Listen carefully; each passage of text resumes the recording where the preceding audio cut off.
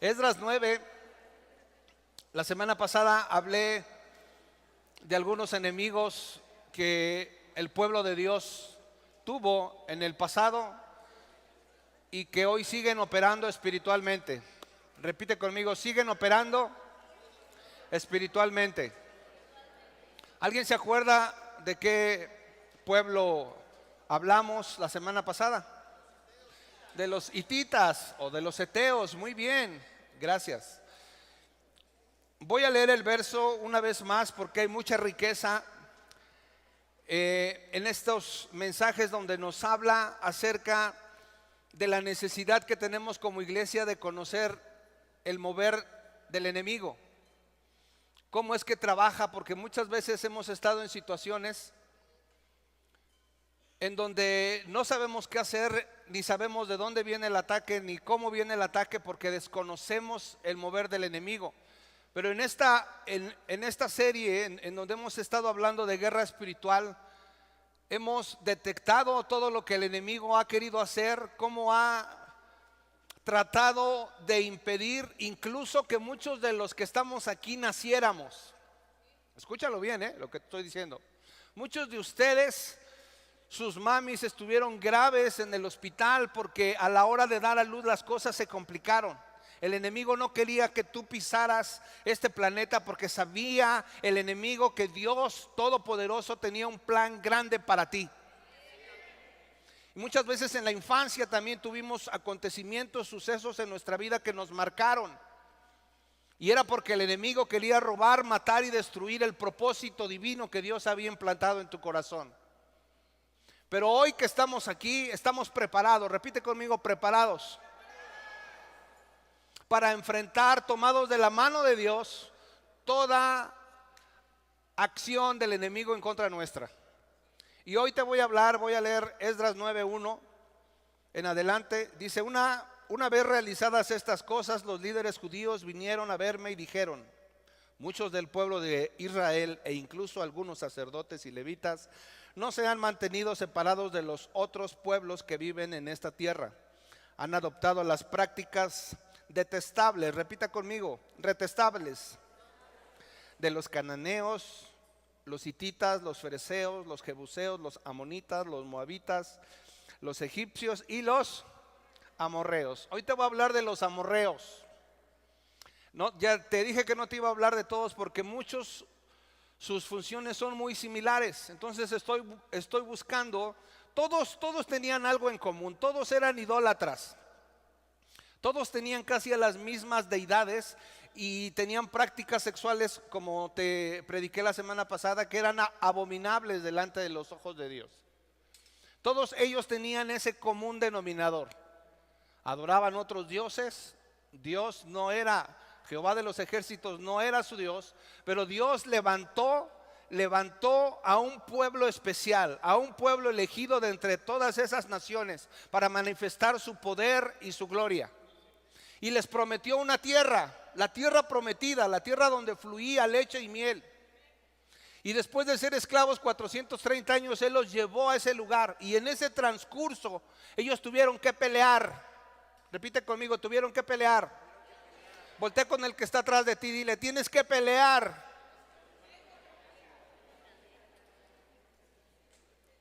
El hecho de que tengamos un Dios poderoso no implica que nosotros no tenemos que hacer la parte que nos corresponde.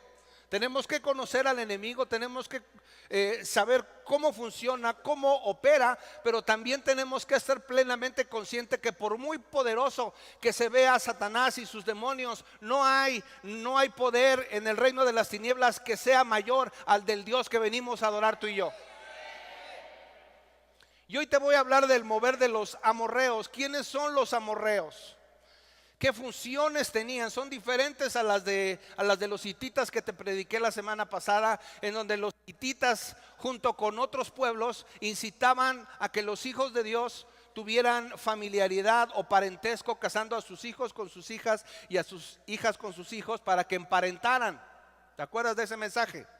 Bueno, hoy te voy a hablar de esta civilización que se llamaban los amorreos, que habitaban en todo lo que hoy es la mayor parte de Israel Irak y Siria.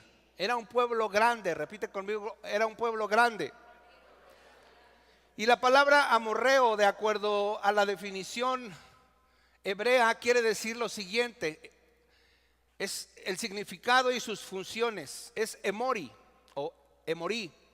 Son los demonios que desaniman, se burlan. Es un demonio de crítica, chisme, desánimo, deslealtad, desmotivación, depresión, envidia, y se oponen a tu crecimiento espiritual. Esa es la función que tienen ¿quiénes? Los amorreos. Muchas partes en la Biblia tú te vas a dar cuenta que cuando la Biblia se refiere a los amorreos se refiere a todos esos pueblos, a todos los pueblos que habitaban la tierra prometida. Que dicho sea de paso, los amorreos habitaron 2000 años antes de que nuestro Señor Jesucristo naciera. Estoy hablando del Antiguo Testamento, y todos esos pueblos habitaban ahí, ya tenían su propiedad. Y yo te decía la semana pasada que muchas veces el enemigo cree que las cosas le pertenecen porque ha pisado sus pies. Lo que no sabe es que desde el cielo hay una instrucción, una orden para que esas posesiones que el enemigo tiene controladas, el Señor las ha destinado para ti y para mí. Hasta hoy día el pueblo de Israel es sumamente bendecido, pero también lleno de conflictos con sus vecinos, porque el fundamento está precisamente aquí en la Biblia. Y hoy te voy a hablar de estos que significan todas estas cosas. Yo cuando lo vi, Padre del cielo, aquí podría sacar una serie de cada palabra de esto, pero no lo haré. Solamente me iré a algunos textos en donde voy a demostrar en este mensaje cómo es que trabajan los amorreos y cómo tienes que estar preparado tú y tu familia para combatirlos. ¿Estás listo? ¿Cuál es su modus operandi? Los amorreos vienen del hijo mayor de Noé. Bueno, Noé tuvo 3 hijos, acuérdate: Sem, Cam y Jafet. Cam tuvo un hijo al que maldijo Noé. ¿Te acuerdas cómo se llamaba? Canaán. Y de esa descendencia vienen muchos pueblos en base a ese error que cometió ese hijo. Dice en Génesis 10, 15 y 16. Ese es el origen porque el origen está desde Génesis, desde una familia en donde uno de los miembros de la familia llamado Cam hizo algo incorrecto con su papá. La Biblia dice que lo vio, ¿cómo lo vio? Desnudo. Entonces Noé maldice, pero no maldice a Cam, maldice a su nieto que se llamaba Canaán, ¿ok? Entonces de ahí, de esa generación, vienen los amorreos. Espero que me estés poniendo atención y no te haga muchas bolas. Pero dice: el hijo mayor de Canaán, que era el nieto de ¿quién? De Noé, fue Sidón, antepasado de los sidonios. Canaán también fue antepasado de los ¿quiénes? De los hititas, de los que te hablé la semana pasada. Sigue. Dice: los jebuseos, los amorreos, los gergeseos. Sigue. Los heveos, los araceos, los cineos, los arbadeos, los semareos y los amateos. Con el tiempo los clanes cananeos se dispersaron. O sea, eran muchas civilizaciones que estaban bajo el control, bajo la descendencia de este hombre llamado Canaán. Vuelvo a repetir, hoy esos territorios es lo que es Israel, Irak y Siria. ¿Cuáles son sus características físicas? Yo la semana pasada te hablé de los hititas como guerreros que eran arqueros profesionales. Te hice una ejemplificación aquí de cómo le cayó una saeta a Isma, aquí lo adormeció, ¿te acuerdas? Bueno, ellos eran especialistas en eso, eran buenos guerreros. La Biblia no nos dice que los amorreos particularmente hayan sido guerreros profesionales, pero sí nos da datos importantes de cómo eran físicamente. En Amós 2, verso 9, dice que eran altos y fuertes. ¿Cómo eran? Altos y fuertes. Dice: pero ante los ojos de mi pueblo destruí ¿quién? ¿A quién? A los amorreos. Te estoy hablando de los amorreos. aunque eran tan altos como, ¿qué dice? Como cedros y tan fuertes como robles. Destruí el fruto de sus ramas y arranqué, ¿qué dice? Sus raíces. ¿Amén? Esta noticia era para el final, pero hoy te voy a decir que ese espíritu de los amorreos, aunque está vigente, está vencido. Como todos los espíritus de Satanás, están vigentes, pero están vencidos. Amén. Entonces dice dos características: que eran altos como los cedros y fuertes como los robles. Y recuerda que en Génesis la Biblia habla de que había gigantes. Ahora, cuando yo te digo un hombre alto aquí en nuestra civilización o en nuestra humanidad, un hombre alto, ¿cuántos metros te gusta que mida? Que digas, ay, ese cuate debería ser basquetbolista, ¿no? 1.90. 1.90. Vamos a ver, porque cuando yo vi los cedros dije, ay no, pues los cedros miden más de 10 metros, ¿no? Pero yo tuve que ir a la palabra y no decir cosas que no vienen en la Biblia. Y dice Deuteronomio 3:11, el rey de los amorreos se llamaba Og, O-G. ¿Cómo se llamaba? Og. Y fíjate lo que la Biblia dice acerca de lo que medían. Dice, rey Og, rey de Basán, que pertenecía a los amorreos, fue el último sobreviviente de los ¿qué? De los gigantes refaitas. Su cama era de hierro y tenía más de 4 metros de largo. O sea, ¿qué se te hace que medía? Unos 3.50, 3.40. Goliat medía 3 metros. O sea que este cuate era más alto. Y no solo más alto, sino era más ancho. No voltees al que está al lado de ti, por favor. Dice, y tenía más de 4 metros de largo y casi 2 de ancho. Hoy se puede ver en la ciudad amonita de Rabá. O sea, eran gigantes. Características: eran altos, eran fuertes como los robles y eran también pues anchos, ¿no? Así como el David, pero el doble. ¿Dónde está David? Se fue a desayunar, están allá en las quesadillas. ¿Dónde está David? ¿No le tocó? Tráeme una quesadilla de queso, por favor, sin salsa, hijo. Ok, entonces fíjate que estamos entendiendo cuáles eran las características físicas. Ahora, yo no sé si a ti te pasó alguna vez en la secundaria que tú los veías a los de tercero, ibas en primero ahí todo espantado porque veías a los gigantes de tercero, ¿no? Y decías, Padre del cielo, nomás que no vaya a tener un problema con alguno de ellos, porque tú sí me van a dar una tunda buena, ¿no? Pero veías a los grandotes, pero luego los veías pelear. Bueno, en mi generación había mucho el nos vemos a la salida, ¿no? Clásico, ¿no? Nos vemos a la salida. Y una vez a mí me dijo un gigante de tercero, nos vemos a la salida. No, me mandó decir con alguien, dile al Morita que nos vemos a la salida. Híjole, y que le digo, oye, dice fulano de tal, que le decían el Yeti. Yeti era el hombre de las nieves de un programa de televisión, imagínate cómo estaba. Dice el Yeti que te vea a la salida, y padre, pues ya lo conocíamos todos. Pero me le quedé viendo y dije, pues sí está grandote, pero no lo voy a cargar.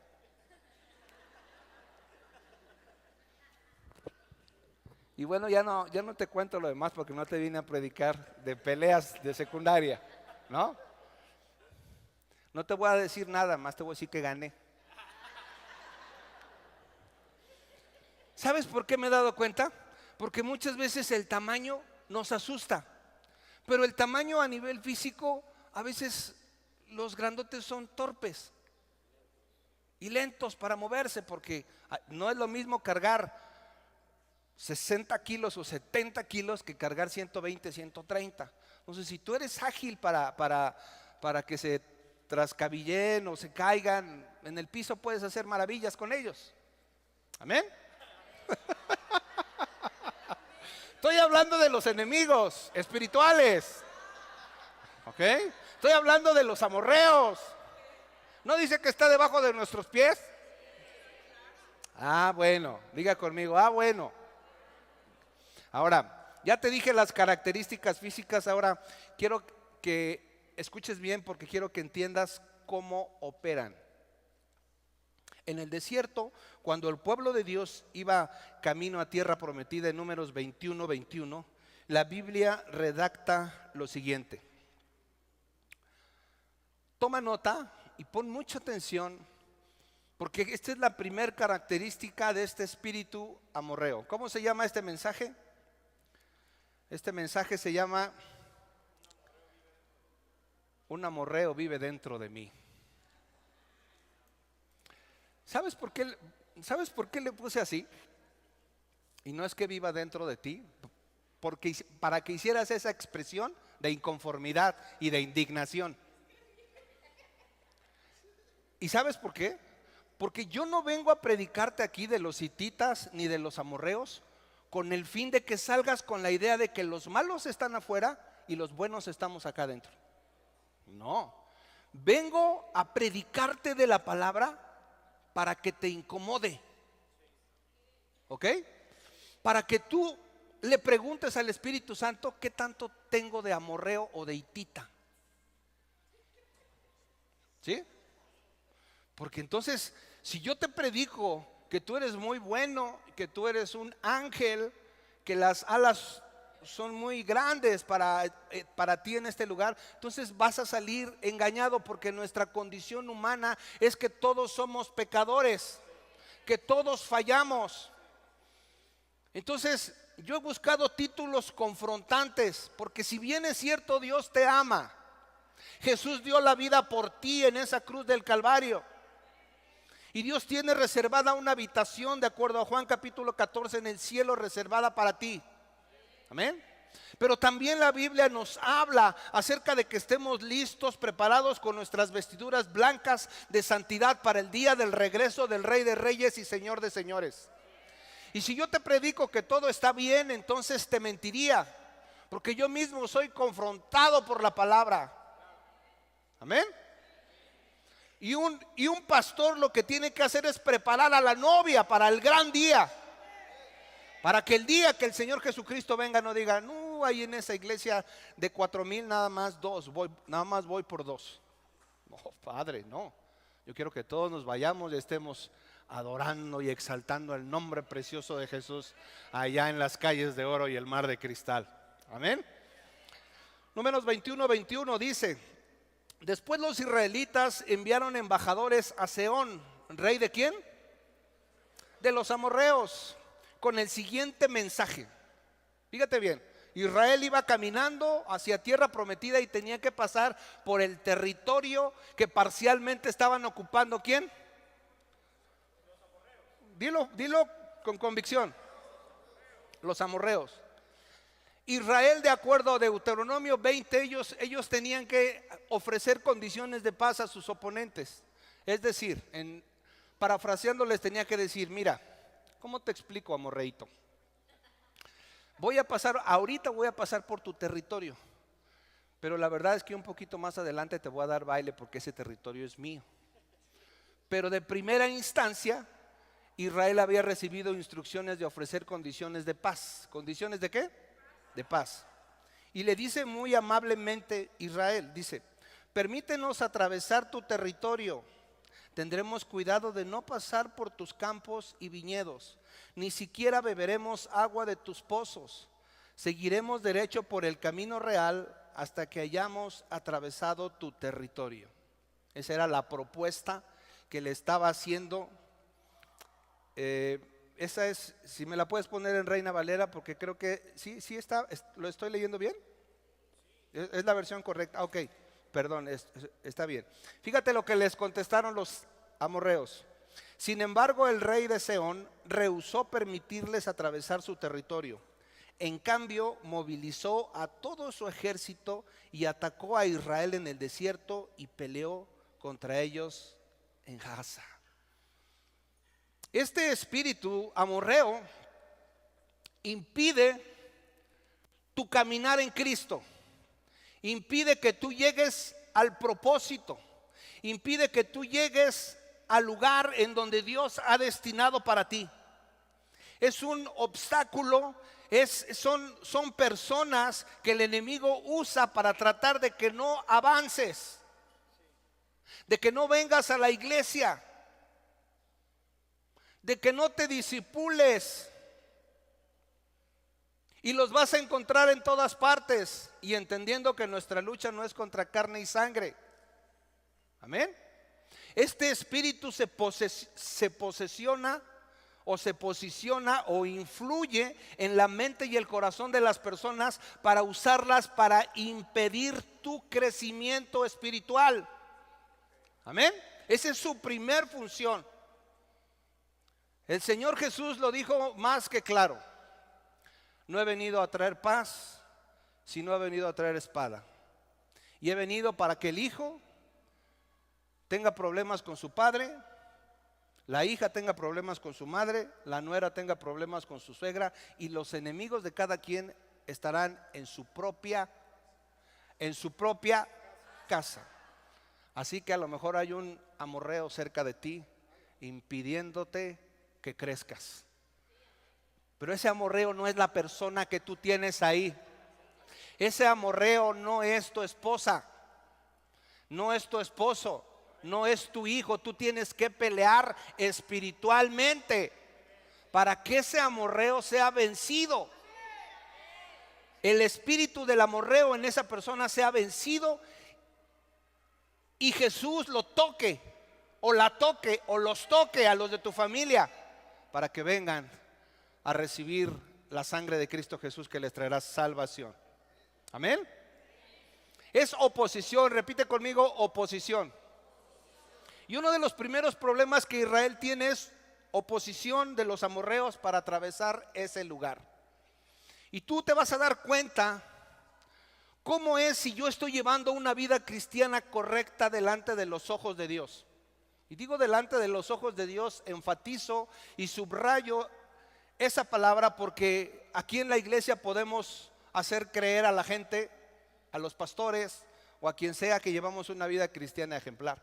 Pero solamente Dios sabe lo que tú haces saliendo de aquí hasta el próximo domingo, que yo te veo unas 2 horas y de ahí ya muchas veces ya no te veo. Pero Dios lo sabe todo. Jesús lo sabe todo. ¿Cómo saber si estoy caminando en mi propósito bien? Si estoy en buena dirección. Tal vez los israelitas dijeron: creo que no era por aquí. Los amorreos nos están impidiendo el camino, mejor vamos a rodearlos. No, ellos sabían que el camino era por ahí. Si tú estás teniendo oposición en tu vida cristiana, vas por buen camino. Lo repito, si tú estás teniendo oposición en tu vida cristiana, es que vas por buen camino. Si no tienes oposición y todo el mundo está contento con lo que tú haces, con lo que tú piensas, con la forma de ser tuya, o una de dos: o realmente estás siguiendo una vida intachable de acuerdo a los propósitos de Dios y vives solo en el monte donde no hay nadie, así que no tienes oposición, o eres parte de la cultura de los amorreos. Cualquiera de las dos. Tú sabrás. El mismo Señor Jesús, estando una vez en Nazaret, fue a predicar ahí al lugar en donde se crió. Y el mismo Señor Jesús una vez se enfrentó con oposición. Repite conmigo: oposición. Va a la sinagoga el sábado, como era su costumbre. Le dan el rollo en donde él abre Isaías 61 y empieza a decir: el Espíritu de Jehová, el Señor, está sobre mí, por cuanto me ungió Jehová y me ha enviado a predicar buenas nuevas a los abatidos, a vendar a los quebrantados de corazón, a publicar libertad a los presos y apertura a los que están en la cárcel. Y él está predicando de esa manera, y todos dicen: wow. Y Jesús dice: hoy se ha cumplido esta escritura, el día de hoy se ha cumplido. Y todos estaban felices y contentos. Wow, qué maravilla. ¿Qué no es este el hijo del carpintero? ¿Por qué sale tanta sabiduría de sus palabras? Y el Señor Jesús continúa esa conversación y empieza a decir: seguramente ustedes han de decir, médico, cúrate a ti mismo. Porque ellos esperaban y creían que como era el pueblo en donde él se crió iba a hacer muchos milagros. Y empieza a decir, solamente les digo una cosa y recuerden una cosa. En tiempos del profeta Elías había muchas viudas que tenían necesidad, pero Dios envió solamente al profeta Elías con la viuda de Sarepta. ¿Sí se acuerdan? Y también en tiempos del profeta Eliseo había muchos que tenían lepra, pero solamente Dios lo envió a un hombre llamado Naamán. Así que les estaba diciendo en pocas palabras que no iba a hacer sanidades como ellos esperaban por haber sido el lugar en donde él se crió. Y es en donde viene la frase en donde dice, no hay profeta sin honra, sino en su propio pueblo. Y la gente se enoja, repite conmigo, se enoja. Y en los versos que te voy a leer, en Lucas 4:28, es el resultado de la oposición por decir la verdad. A ver, Jesús estaba diciendo la verdad, ¿sí o no? ¿Por qué no quiso hacer milagros en Nazaret? Porque había ¿qué? Incredulidad. Jesús se maravilló de dos cosas, de la fe y de la incredulidad. Así que lo que te voy a leer representa la oposición que el mismo Señor Jesús tuvo. Dice, al oír eso, la gente de la sinagoga se puso ¿cómo? En la sinagoga primero estaban hablando bien de él y después se puso ¿cómo? Furiosa. Y luego dice el verso siguiente, se levantaron de un salto, lo atacaron y lo llevaron a la fuerza hasta el borde del cerro sobre el cual estaba construida la ciudad. Querían arrojarlo por el precipicio. Wow. Y lo llevaron hasta las orillas prácticamente de un lugar en donde podían despeñarlo, dice en la versión Reina Valera. Pero fíjate lo que sucede ahí. ¿Había oposición para él o no? ¿En el lugar en donde él se crió, sí o no? Sí. Ok. Verso 30.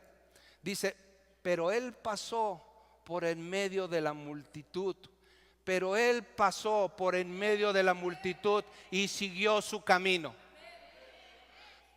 A ver, yo te digo una cosa, esos cuates que lo querían despeñar, ¿tenían el espíritu de los amorreos?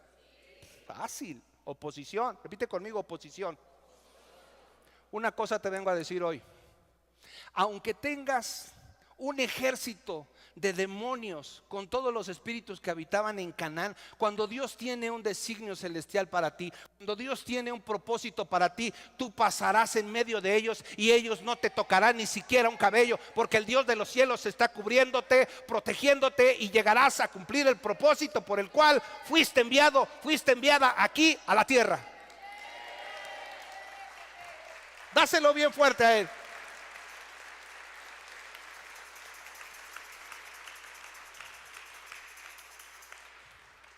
Ve con buenos ojos la oposición. La oposición no es mala. Pregúntame a mí, ¿tiene oposición, pastor? Mucha. Eso me hace saber y me hace sentir que estamos empezando una temporada en donde todos estos espíritus les están temblando las patitas. Nunca le he tenido miedo al diablo. Pero ahora yo veo que muchos de ustedes tampoco le tienen miedo.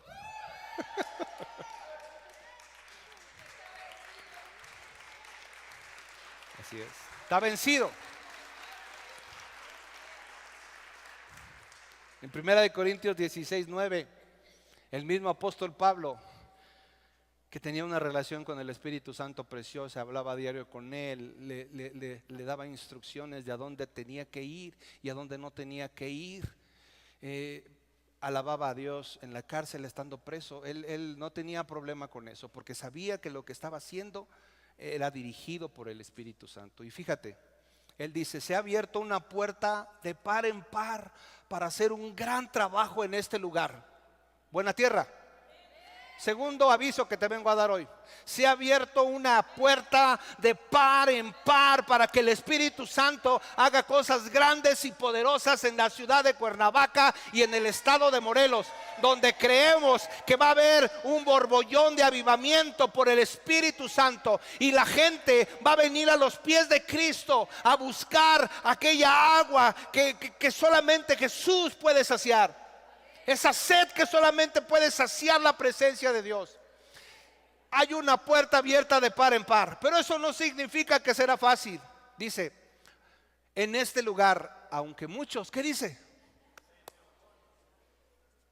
¿Ya te diste cuenta? Así que si estás teniendo oposición, iglesia, dile: Señor, gracias porque voy por buen camino.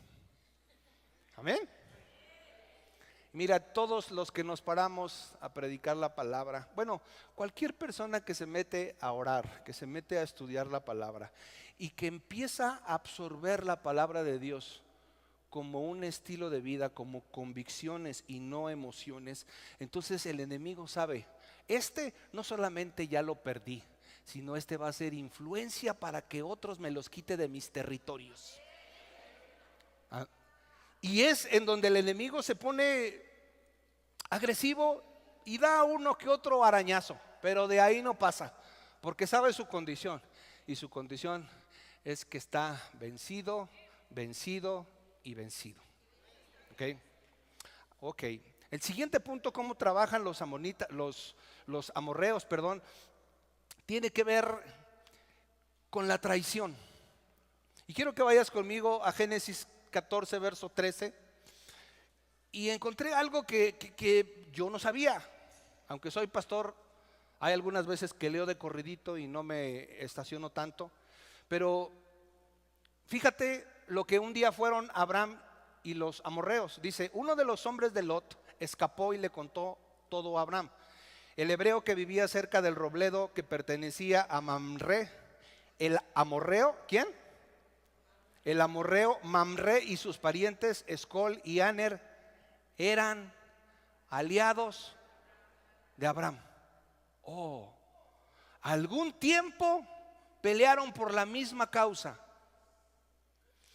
El espíritu de los amorreos es de gente que estuvo cerca de ti, pero que un día te da una puñalada trapera por la espalda y que se convierte en tu enemigo. Amén. Este espíritu, insisto, no son personas, son espíritus que se meten en las personas para ahora tratar de separar y de dividir algo que Dios unió. Y es impresionante cómo el apóstol Pablo dice en 2 de Timoteo 4:10, dice lo siguiente, 2 de Timoteo 4:10. Este espíritu tienes que identificarlo muy bien, porque es gente muy cercana a ti, como ya te dije, incluso tu propia familia, incluso tus compañeros de trabajo, que a lo mejor pueden decir que respetan tus convicciones y tus creencias, pero que por atrás de ti están hablando mal de ti, te están quemando con todo el mundo. Lamentablemente a veces es cierto, a veces no. Y yo una vez recuerdo que tuve que confrontar a un contratista amigo mío que siempre andaba predicando en la obra. Nosotros trabajábamos en la construcción y era un amigo mío contratista y siempre andaba predicando de Cristo. Pero yo veía que la gente no le hacía caso. Yo era recién convertido. Yo veía que los demás no le hacían caso, y cuando se iba para allá, hasta que un día le pregunté a alguien, le dije, oye, ¿por qué batean? Pues yo estaba recién convertido, estaba chavo en la fe, pero me dolía lo que le hacían, porque decía, si así lo desprecian a él, así me van a despreciar a mí. Y le dije, oye, ¿por qué? Se llamaba Lalo. ¿Por qué no le hacen caso a Lalo? Dice, mire, Lalo aquí predica de lunes a viernes, pero el sábado lo va a ver en la botanera de la esquina con 2 chicas acá y con 2 caguamas acá. Dice, nosotros lo hemos visto. ¿Usted cree que le vamos a hacer caso a un tipo así?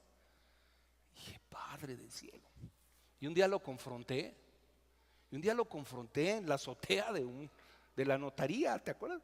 Lo confronté y le dije, a ver, ven para acá. Oye, fíjate que pasó esto y esto y esto y esto. y me dijeron esto y esto y esto. Dime si es cierto. Yo esperaba que me dijera que no. Y me dijeron que tienen pruebas de que tú estás haciendo eso. Y se me quedó viendo y su cara me lo dijo todo, como ya me cayeron en la maroma. Y cuando yo vi esa expresión le dije, ¿sabes qué? No estés manchando el nombre de Cristo Jesús. Si vas a ponerte a predicar está muy bien, pero primero predica con el ejemplo. ¿Cómo es que te llevas a todos tus trabajadores a tomar alcohol en un lugar de mala muerte? Y se indignó tanto que se le hizo un nudo en la garganta de sentimiento. Y lo que me enteré un poco después, porque se lo dije fuerte, yo tenía un año de cristiano y yo tenía una indignación por lo que oía y por lo que veía. Se indignó tanto de lo que hizo que la próxima vez que pregunté por él, me dijeron, él era herrero. Dice, ya no es herrero, ya dejó todo. Me dijo el arquitecto, ya no trabaja con nosotros. ¿Cómo que ya no trabaja? No, ya renunció a todo esto, dice, porque dice que es pastor. Ya se fue a una iglesia, a un pueblo y está predicando la palabra. Dije, wow, gloria al Señor. Ojalá que sea un buen pastor. Ojalá que sea un buen pastor. Pero este espíritu de los amorreos es ese espíritu también que tiene un pie en el mundo y un pie en la iglesia, un pie en Cristo Jesús. Y segunda de Timoteo 4, te decía, verso 10, dice lo siguiente. Pablo dice, fíjatelo, cómo este espíritu se posiciona en la gente más allegada. Te lo estoy demostrando porque así obra. Dice, Demas, ¿qué dice? Me abandonó porque ama las cosas de esta vida y fue a Tesalónica. Crescente se fue a Galacia y Tito a Dalmacia. Solo Lucas está conmigo. Se había quedado solo. Verso 14 dice, Alejandro, el que trabaja el cobre, me hizo mucho daño, pero el Señor lo juzgará por lo que ha hecho. Cuídate de él. Porque, ¿qué dice? Se opuso. Subraya esa palabra porque es la que quiero enfatizar. Se opuso. Amén. Se opuso firmemente a todo lo que dijimos. O sea que Pablo estaba predicando una cosa y el otro tipo estaba diciendo, no es cierto, no le crean, es un fanático religioso, está loco, antes mataba a los cristianos. ¿Vamos bien hasta aquí, iglesia? Verso 16, la primera vez que fui llevado ante el juez, nadie me acompañó. Todos, ¿qué dice? Me abandonaron. Que no se lo tomen en cuenta. Pero me encanta el 17 porque dice, pero el Señor estuvo a mi lado y me dio fuerzas. Si a ti ha habido gente que te ha traicionado, a David lo traicionaron. Lo traicionó su comandante en jefe que se llamaba Aitofel. Y lo traicionó su hijo que se llamaba Absalón. A Jesús mismo lo traicionó su mejor amigo. Los teólogos dicen que su mejor amigo era Judas.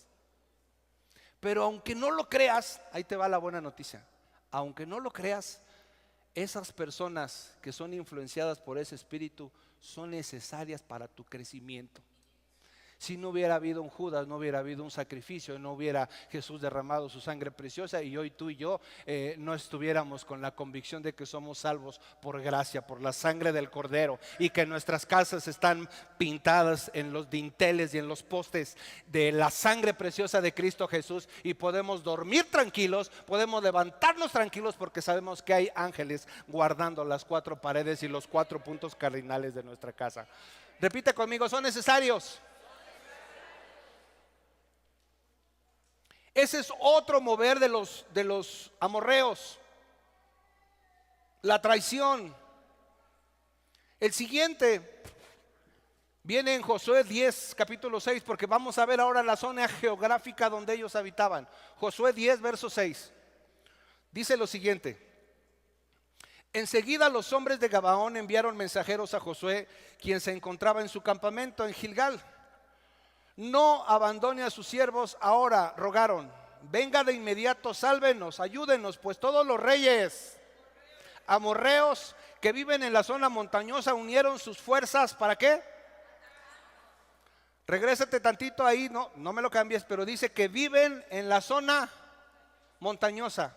Y yo me estacioné ahí porque los amorreos habitaban todas las cordilleras que rodeaban a Israel y a todos los demás países que estaban cerca. Les gustaba la montaña y no eran legendarios. ¿Qué representan las montañas? Encuentros con Dios.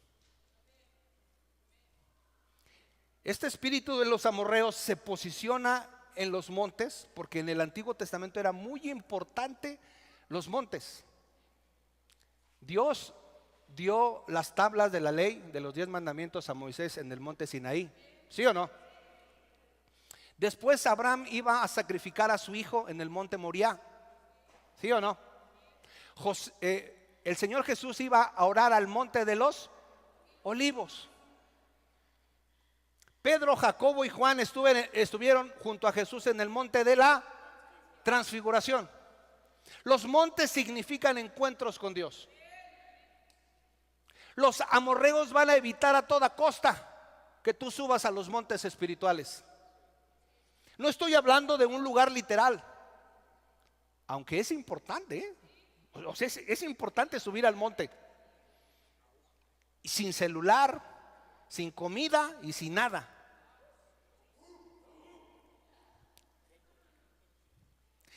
Y el amorreo va a hacer que no subas a los montes porque el amorreo sabe que un encuentro con Dios va a transformar tu vida para siempre. Y aunque hoy día podemos encontrar a nuestro Padre Celestial, Mateo 6:6 dice que cuando ores a tu Padre que ve en lo secreto, te lo recompensará en público, que entres a tu aposento y que cierres la puerta, y está garantizada la presencia de Dios. Eso es cierto, no necesitas ir a un monte para encontrarte con Dios. Pero el problema de estar en tu recámara solo es que también está tu celular, y también está el control de la tele, y también está el teléfono de la casa, y también está gente que te puede interrumpir de pasar tiempos con Dios. Por eso es necesario e importante subir a los montes. Amén.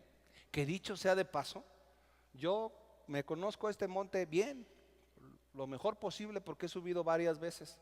Y los montes los usan los brujos para hacer sus rituales satánicos. ¿Sí lo sabías? Y si no lo sabías, ya lo sabes.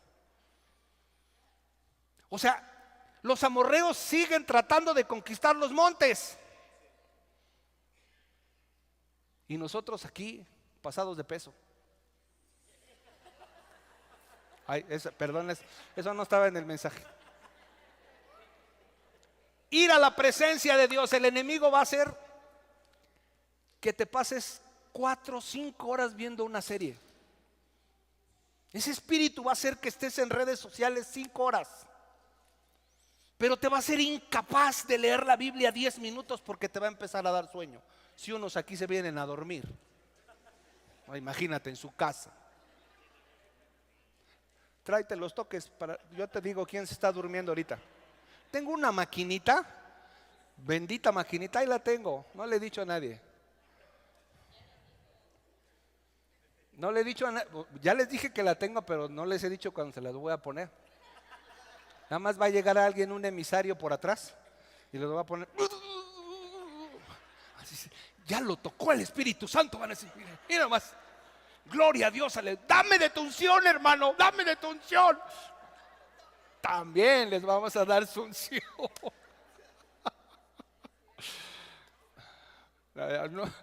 No se crea, pero no es mala idea, usted estará de acuerdo, ¿no? O sea, el enemigo va a hacer que los tiempos con Dios no sean lo suficientemente de calidad para que tú hables con Dios todos los días. Y si tú no tienes encuentros con Dios, tu fe no va a crecer. Te vas a quedar estancado, te vas a quedar en la tierra sin subir a los montes.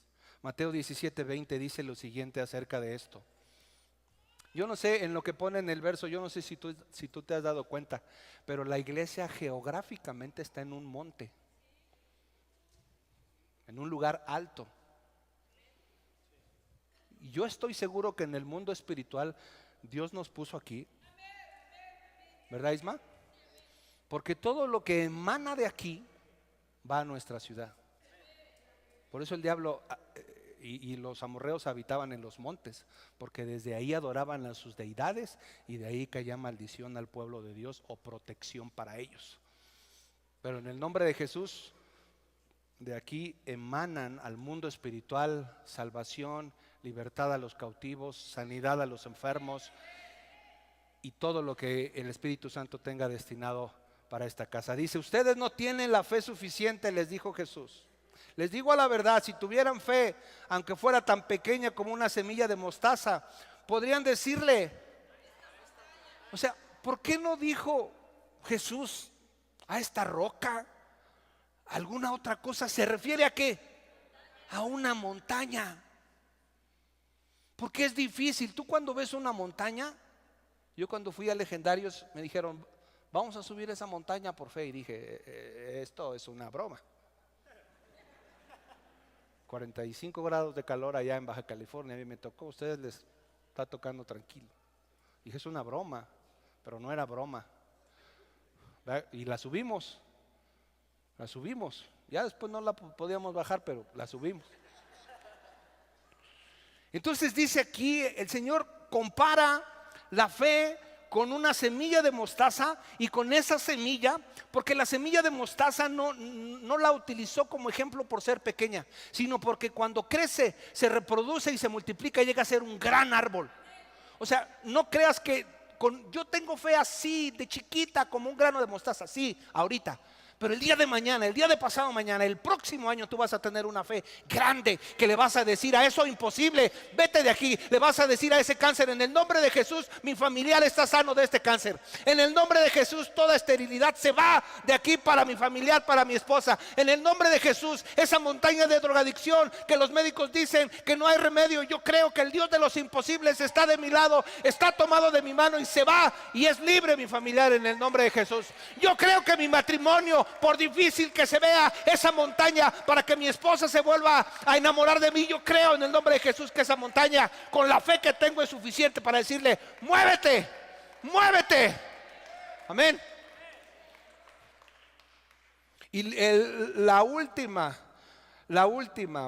cómo se mueve este espíritu de los amorreos, es de que se oponen a tu propósito.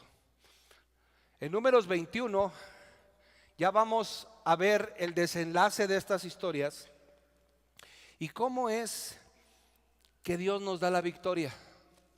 Ya te mostré algunas cualidades de cómo opera este espíritu de los amorreos, pero cuando tú tienes al Dios Todopoderoso dentro de ti, al Espíritu de Dios dentro de ti, voy a leer otra vez el 23.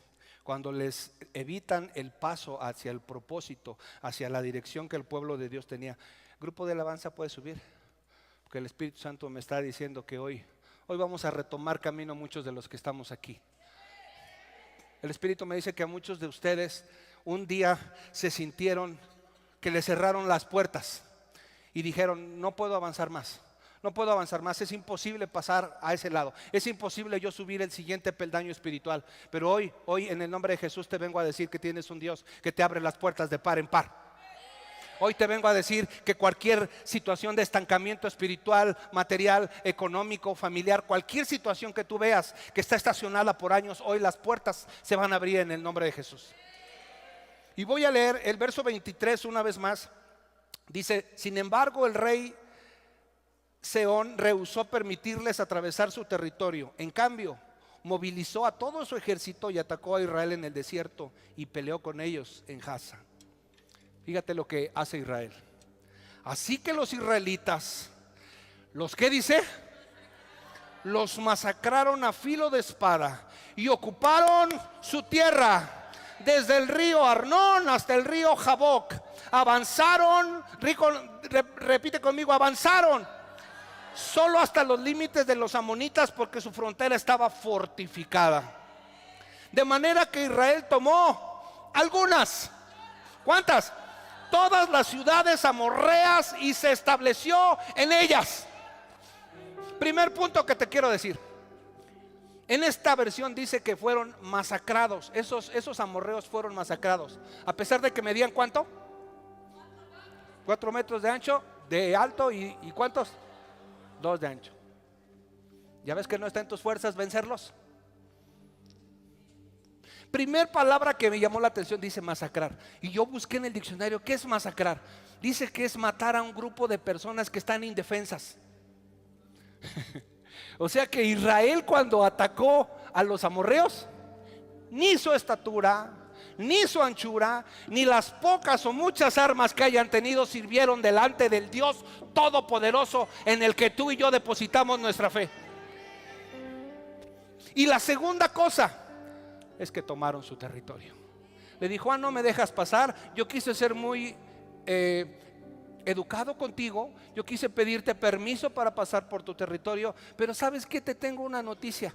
Mi Dios me dijo que eso que llamas tu territorio en realidad es mi territorio.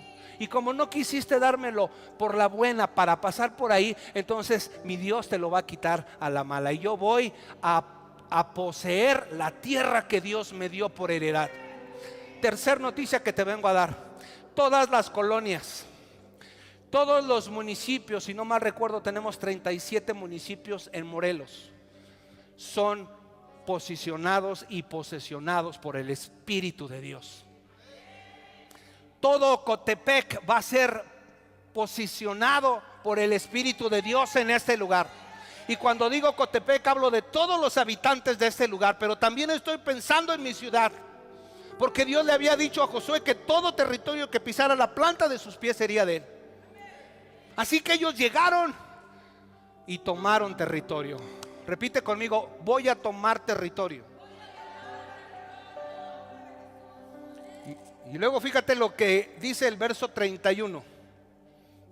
Así pues, el pueblo de Israel ocupó el territorio ¿de quién? De los amorreos. Todas las montañas pasaron a ser propiedad del pueblo de Dios. Dice el 32: después de que Moisés envió hombres a explorar la región de Jazer, tomaron todas las ciudades de la región y expulsaron a los amorreos que vivían ahí.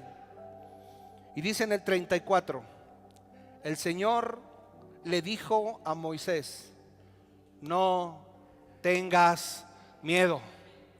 Repite conmigo: no. Dilo una vez más para que se grabe en tu corazón. Porque yo te lo he entregado junto con toda su gente y su tierra. Haz con él lo mismo que hiciste con Sehón, rey de los amorreos, que gobernó en Hesbón. Así que Israel mató al rey Og, a sus hijos, a todos sus súbditos. No quedó nadie con vida. Entonces Israel ocupó su territorio. Entonces Buena Tierra plantó 575 iglesias en el estado de Morelos, tomando territorio. Entonces los congregantes de Buena Tierra un día se convirtieron en profetas, apóstoles, evangelistas, pastores y maestros, y empezaron a conquistar y a trastornar toda la ciudad con el evangelio de Cristo Jesús. El Señor te diseñó para que conquistes territorios, no para que te dejes influenciar por un espíritu amorreo que te quiere estancar, que te quiere tener ahí pasmado, insensible. Esa es la buena noticia. Hay una segunda noticia. Cuando tú vences a tu enemigo, porque algunos de ellos escaparon, el enemigo se va a reagrupar y va a querer atacarte ahora con más demonios. Y fue lo que sucedió ahora en tiempos de Josué. Y quiero que vayas conmigo. Josué capítulo 10 verso 5.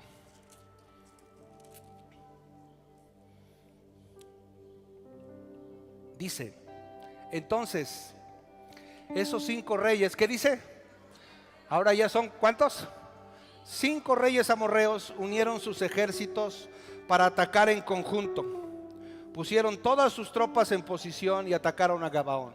Gabaón, aunque era un pueblo que habitaba ya la tierra prometida, se disfrazaron y se hicieron súbditos del pueblo de Israel, voluntariamente. Por eso es que Josué los defendió de los amorreos. Y fíjate lo que dice el verso 7. Entonces Josué y todo su ejército, incluidos sus mejores guerreros, salieron de Gilgal hacia Gabaón. Y otra vez le dice el Señor, ¿qué les dice? No les tengas miedo, les dijo el Señor a Josué, porque te he dado la victoria. Ni uno de ellos podrá hacerte frente. No importa que sean 1, que sean 2, que sean 5, que sean 20 demonios, ninguno te podrá hacer frente. Cuarta noticia que te vengo a dar: no hay demonio que pueda afectarte mientras tú estés conectado al poder del Espíritu Santo. No hay demonio que te pueda vencer, que te pueda tocar, ni a ti, ni a tus hijos, ni a tus siguientes generaciones por 1000 de ellas. No hay forma. Amén.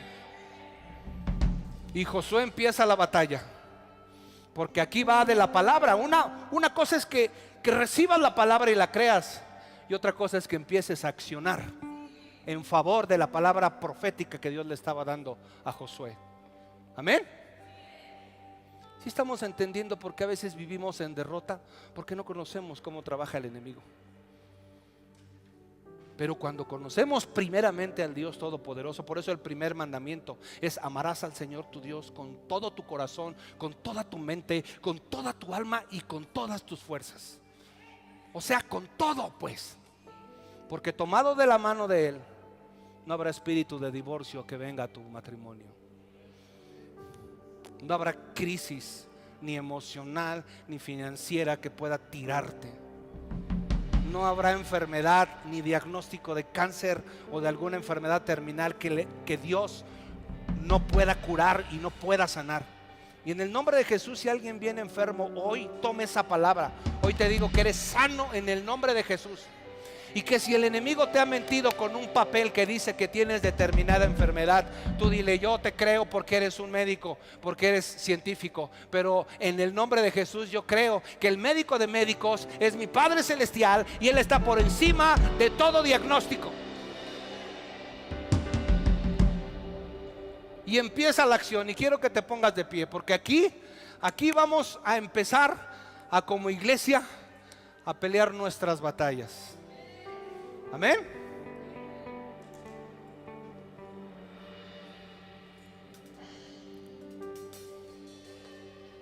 Dice el verso 9: Josué marchó. ¿Qué dice?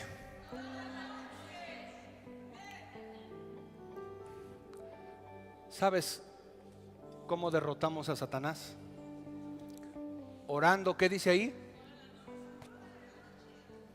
Todos los brujos, los hechiceros, todos trabajan de madrugada. Pero aunque fueran 100,000 de ellos, con un hijo o una hija de Dios que se levante a esas horas y declare con sus labios: en el nombre de Jesús, todo poder de las tinieblas, de brujería, de hechicería que se esté levantando contra este estado, maldiciendo a mi familia, maldiciendo a mis vecinos, es roto, es inoperante. En el nombre precioso de Jesús, una sola persona puede hacer que esos demonios sean inoperantes. Amén. Y yo he aprendido, el jueves en la oración, yo hice una pregunta y les dije: a mí me está levantando el Señor entre 2 y 3 de la mañana. ¿A cuántos más de ustedes los está levantando? Y wow, a ver, levanta tu mano. Levanta tu mano. Te voy a decir lo mismo que les dije el jueves. Eres un guerrero, eres una guerrera. ¿Cuánto caminó Josué?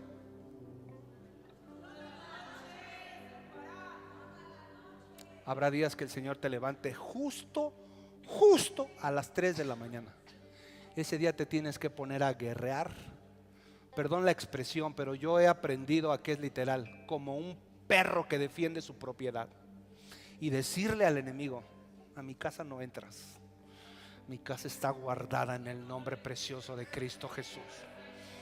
Así que yo creo que en esta mañana esta iglesia Buena Tierra empieza a pelear sus propias batallas. Empiezas a luchar por tu matrimonio, empiezas a pelear por tus hijos y empiezas a darte cuenta que no hay espíritu hitita, no hay espíritu amorreo o 1000 de ellos que estén posicionados en los planos o en los valles o en los montes que pueda contigo, porque Dios, el Dios al que adoramos, se llama Jehová de los ejércitos.